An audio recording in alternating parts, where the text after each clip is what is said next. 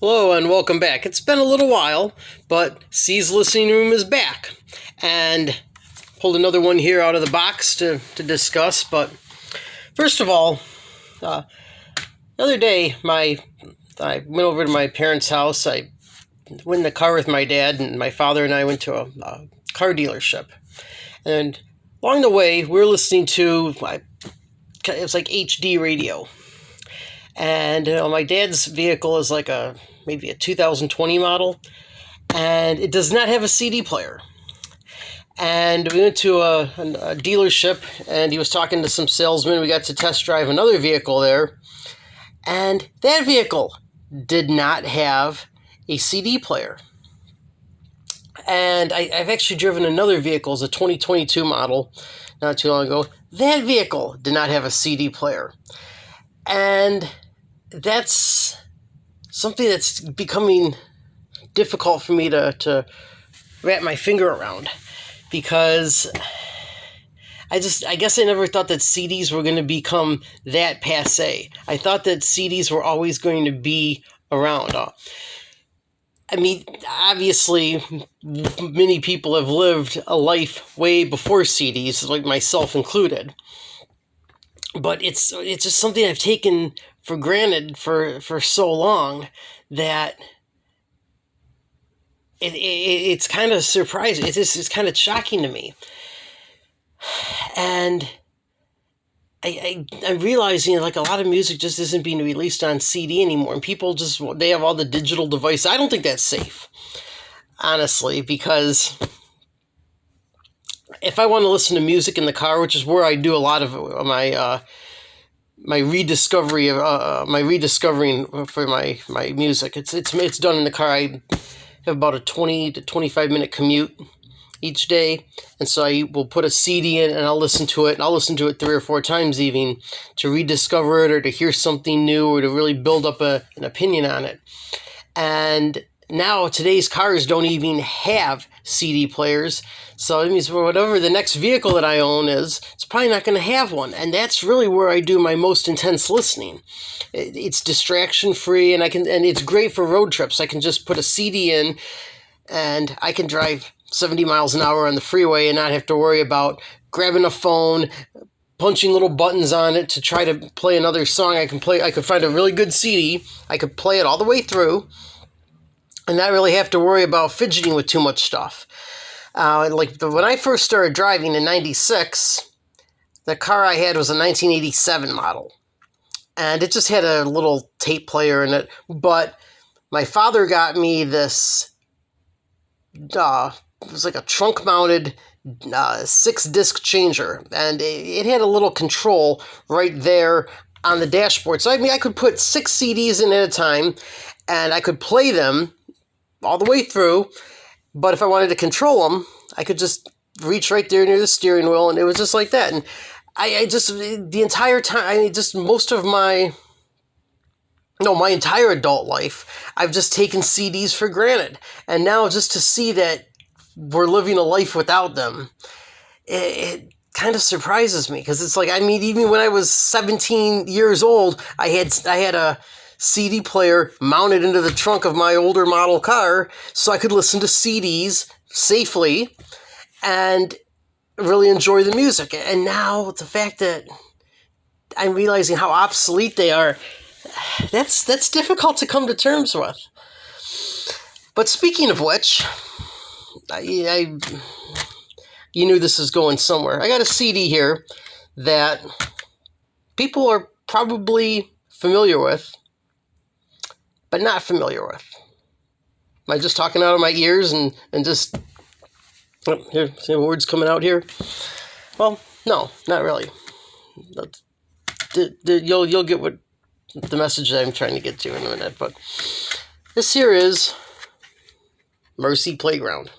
Okay, not a very original pick, but someone's got to do it.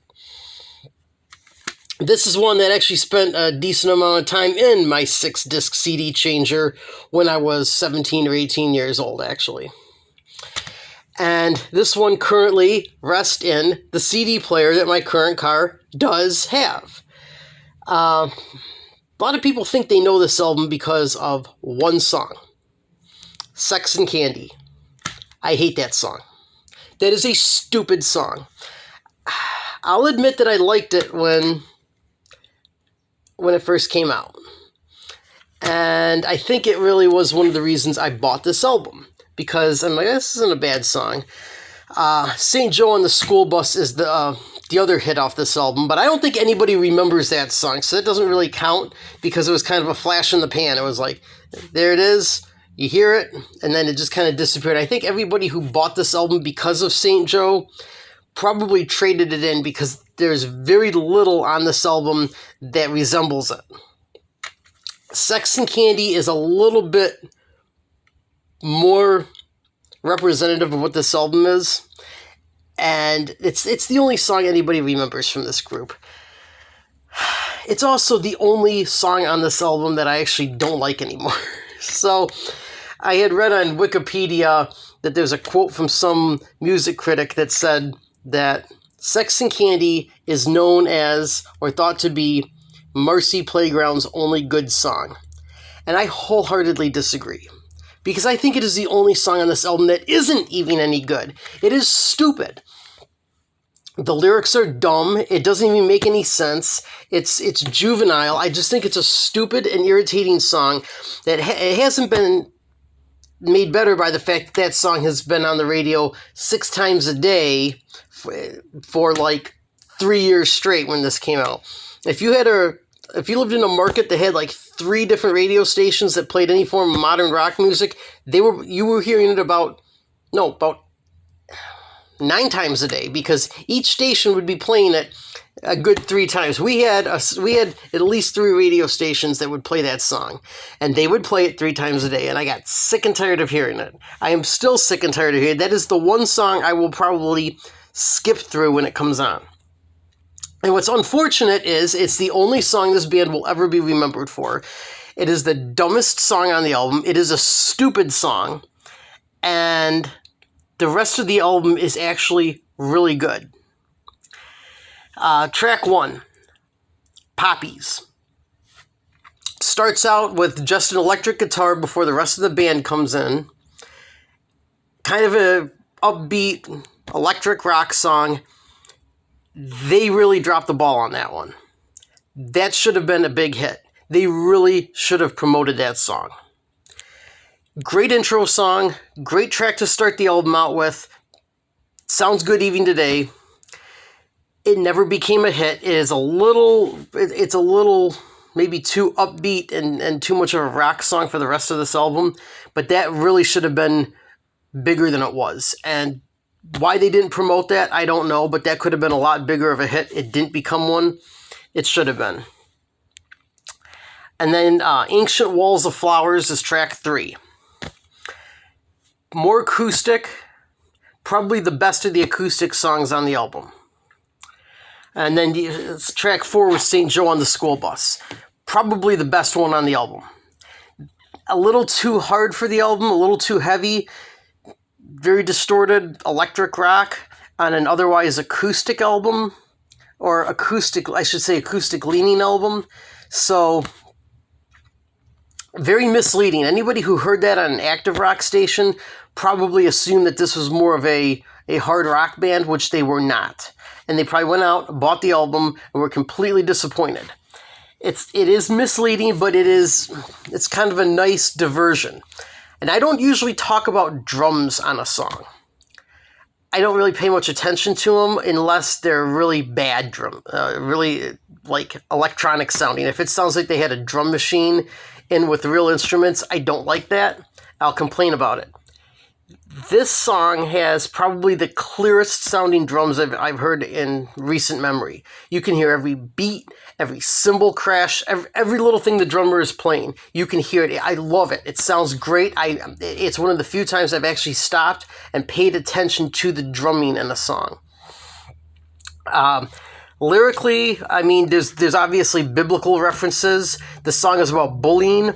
I've heard it speculated that the character in the song was bullied because he was saint-like. He had saint-like characteristics. He was a good, wholesome, upstanding person, or perhaps he is saint-like in his ability to just take the abuse, take the bullying over and over and not snap. But that leads me to the big point of this album.